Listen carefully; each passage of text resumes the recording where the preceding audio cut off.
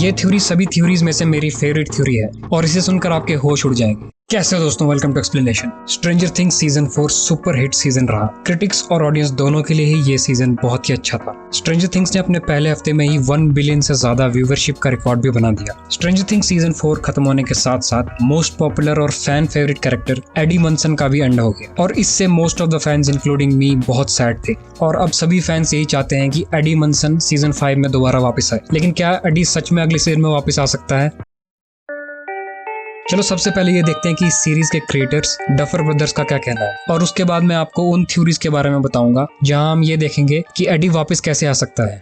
Duffer brothers ने एक interview में डायरेक्टली ये कहा था कि एडी का कैरेक्टर सिर्फ एक ही सीजन के लिए लिखा गया था और उसका एंड में सैक्रिफाइस होना ही था, और ये भी बताया कि अगर एडी सरवाइव कर लेता तो उसके पास रियल वर्ल्ड में कुछ भी इंटरेस्टिंग नहीं बचा था। चलो ये तो हम मान ही सकते हैं कि एडी की डेथ पहले से स्क्रिप्ट में डिसाइडेड थी, लेकिन शायद डफर ब्रदर्स को ये आइडिया बिल्कुल भी नहीं है कि ये कैरेक्टर इतना ज्यादा पॉपुलर हो जाएगा। लेकिन एडी का कैरेक्टर प्ले करने वाले एक्टर जोसेफ क्विन का ये कहना है कि वो एडी को वापस आते हुए देखना चाहते हैं और एडी का कैरेक्टर एक बार फिर प्ले करने के लिए वो बहुत एक्साइटेड है। लेकिन जोसेफ को लगता था कि बाद में शायद स्टोरी चेंज की जाएगी, लेकिन ऐसा क्लियरली नहीं हुआ और एडी एंड में मर गया। और अब ये भी पता चल चुका है कि जोसेफ का कॉन्ट्रैक्ट सिर्फ एक ही सीजन के लिए था। लेकिन एक्टर जोसेफ क्विन अभी भी ये होप कर रहे हैं कि एडी वापस आएगा। वैसे होप तो हम सभी फैंस भी यही कर रहे हैं कि एडी की रिटर्न हो, और ऐसा पहली बार नहीं हो रहा है कि किसी कैरेक्टर को मार दिया गया हो या फिर मारने का प्लान हो लेकिन फिर उसे वापस ले आए। सबसे बड़ी एग्जांपल है मनी हाइस्ट के बर्लिन की, जिसे पार्ट 2 के एंड में मार दिया गया था, लेकिन बर्लिन की ह्यूज पॉपुलैरिटी के बाद उसे 3 और पार्ट्स के लिए वापस लाया गया। इतना ही नहीं, दूसरी सबसे बड़ी एग्जांपल है ब्रेकिंग बैड का जेसी पिंकमैन, जिसे पहले सीजन में ही मारने का प्लान था, लेकिन पॉपुलैरिटी के बाद उसे 5 सीजन तक जिंदा रखा गया।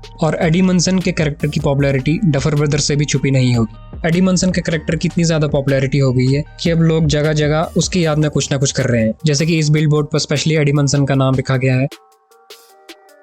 वहीं अमेरिका की एक जगह में एक फार्मर ने एडी मंसन की याद में इतना बड़ा आर्ट बनाया। तो इससे तो यही पता चलता है कि एडी मंसन कितना ज्यादा पॉपुलर है। वैसे भी डफर ब्रदर्स ने खुद ट्विटर पे ये कंफर्म कर दिया है कि वो सीजन 5 को अगले महीने अगस्त में लिखना शुरू करेंगे, और क्या पता तब तक उनके आइडियाज चेंज हो जाएं और एडी की वापसी हो। अब मैं आपको उन्हीं आइडियाज और उन्हीं थ्योरीज के बारे में बताता हूँ जो एडी की रिटर्न को पॉसिबल बनाते हैं। सीजन 1 से ही हमने हेलफायर क्लब को ड्रैगन्स एंड डंजन्स गेम खेलते हुए देखा है, और अब तक सभी विलेंस के नाम डंजन्स एंड ड्रैगन्स के विलेंस या मॉन्स्टर्स के नाम पर ही हैं, जैसे कि डेमेगॉर्गन, माइंड फ्लेयर और वेक्ना। अब बहुत इंटरेस्टिंग थ्योरी ये चल रही है कि एडी एक वैम्पायर बनकर वापस आएगा। डंजन्स एंड ड्रैगन्स में भी एक कैस नाम का कैरेक्टर है जिसे बैट्स ने काटा था और फिर वो वैम्पायर बन गया था। बिल्कुल उसी तरह एडी को भी बैट्स ने ही काटा है, और डंजन्स एंड ड्रैगन्स की स्टोरी में कैस द वैम्पायर वेक्ना का सर्वेंट बनकर उसके लिए काम करता था, लेकिन वैम्पायर बनने से पहले वो वेक्ना का दुश्मन था। और ऐसा ही अब हमें सीजन 5 में देखने को मिल सकता है, जहाँ पर अपसाइड डाउन में एडी एक वैम्पायर बनेगा और वेक्ना उसे कंट्रोल करके अपना सर्वेंट बनाएगा। लेकिन डंजन्स एंड ड्रैगन्स की स्टोरी में सबसे बड़ा ट्विस्ट ये था कि एक टाइम पर कैस ने वेक्ना को धोखा दिया था और फिर उसे मारा भी था, और ऐसा ही कुछ सीजन 5 में भी हो सकता है, जहाँ पर पहले तो एडी विलन वैम्पायर की तरह हमें दिखेगा, लेकिन एंड पर वो वेक्ना को मारने में सबकी मदद करेगा। सीजन 4 में हमने बिली को भी देखा, हालांकि वो फ्लैशबैक्स ही थे। हो सकता है कि सीजन 5 में एडी को भी फ्लैशबैक्स में दिखाया जाए या फिर डस्टिन की मेमोरीज में एडी को दिखाया जाएगा, और इस तरह एडी की वापसी तो होगी, लेकिन बर्लिन की तरह फ्लैशबैक्स के थ्रू। इस थ्योरी के सच होने के चांसेस बहुत ज्यादा पॉसिबल है। हमने एपिसोड 9 की एंडिंग में ये देखा था कि मैक्स मरते मरते बच गई, और उसे और किसी ने नहीं बल्कि खुद 11 ने बचाया था। यानी कि 11 के पास एक पावर ये भी है कि वो लोगों को फिर से जिंदा कर सकती है, और हमें ये भी पता है कि वेक्ना और 11 की पावर्स बहुत ही ज्यादा सिमिलर है। तो ये हो सकता है कि वेक्ना को अपसाइड डाउन में एडी मिलेगा और फिर वेक्ना एडी को जिंदा करेगा और उसका माइंड कंट्रोल भी कर लेगा, और ये वाली थ्योरी पहली वाली वैम्पायर वाली थ्योरी से भी कनेक्ट कर सकती है। एक थ्योरी ये भी चल रही है कि अपसाइड डाउन के बैट्स के काटने से कोई मर नहीं सकता। डफर ब्रदर्स ने ही खुद ये कहा था कि बैट्स कांट किल, तो हो सकता है कि ये वाली थ्योरी सच हो सकता है कि डस्टिन को ऐसा लग रहा होगा कि एडी मर चुका है, लेकिन असली में एडी सिर्फ बेहोश या पैरालाइज्ड होगा। और ऐसा ही कुछ हमें हॉपर के टाइम पे भी देखने को मिला था, जहाँ पर हमें लगा था कि सीजन 3 में वो मर चुका है, लेकिन सीजन 4 में पता चला कि वो अभी भी जिंदा है। और सीजन 4 के पहले वॉल्यूम में हमने ये भी देखा था कि स्टीव को भी बैट्स ने काटा था, लेकिन वो मरा नहीं था। लेकिन अगर ये थ्योरी सच होती है तो एडी की डेथ का इम्पैक्ट जो सबको लगा था वो जरूर कम हो जाएगा, और इससे स्टोरी भी उतनी खास नहीं रहेगी। एपिसोड 9 में हमने ये देखा था कि कैसे वेक्ना की बॉडी जल चुकी है और उसे बहुत ज्यादा डैमेज भी हुआ है। हालांकि एंड पर वेक्ना की बॉडी वहां से गायब थी। अब अगर वेक्ना की बॉडी डैमेज हो चुकी है तो उसे अब नए होस्ट या नई बॉडी की जरूरत पड़ेगी और अब हो सकता है कि वेक्ना माइंड फ्लेयर की पावर की मदद से एडी को अपना होस्ट बनाएगा और उसे नई बॉडी मिलेगी। ये थ्योरी सभी थ्योरीज में से मेरी फेवरेट थ्योरी है और इसे सुनकर आपके होश उड़ जाएंगे। जैसा कि मैंने आपको पिछली वीडियो में बताया था कि एडी ने जो गाना गिटार पर बजाया था वो एक मेटल जॉनर का सॉन्ग है और कई बार इस शो में ये भी दिखाया गया कि एडी को मेटल सॉन्ग्स बहुत ज्यादा पसंद थे।